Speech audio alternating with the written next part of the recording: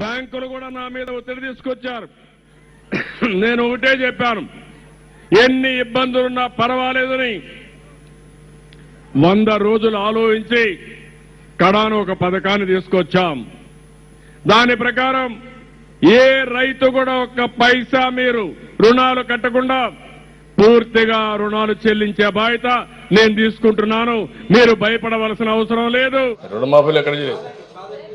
రుణమాఫీలు ఇచ్చేసి one time settlement అయిపోయింది కదా, ఇంకేం చేస్తారు?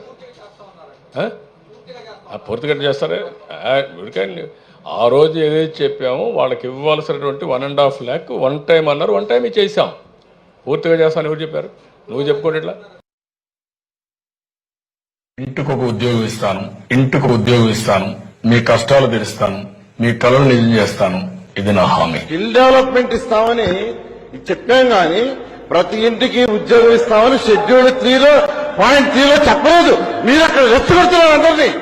మీరు రెండు చూశారు. ఒకటి రైతుల్ని ఉద్దేశించి మాట్లాడింది, వాళ్ళకి నేను 1.5 lakh ఇస్తాను, వన్ టైం సెటిల్మెంట్ అని చెప్పాను, కానీ మొత్తం చేసేసాను అయిపోయిందని చెప్పి ఏ రకంగా మోసపూరిత మాట్లాడారు అది విన్నారు. తర్వాత ఇంటికో ఉద్యోగం నేను అసలు ఇవ్వనే లేదు అని మళ్ళీ అసెంబ్లీలో వాళ్లే చెప్తున్నారు. చంద్రబాబు నాయుడు గారు మాట్లాడింది నేను వేశాను కదా, ఇంటికో ఉద్యోగం ఇస్తా, ఇంటికో ఉద్యోగం ఇస్తా, ఇంటికో ఉద్యోగం ఇస్తా 4 సార్లు రిపీట్ చేసి సీరియల్స్లో చూపించినట్టు చూపించా.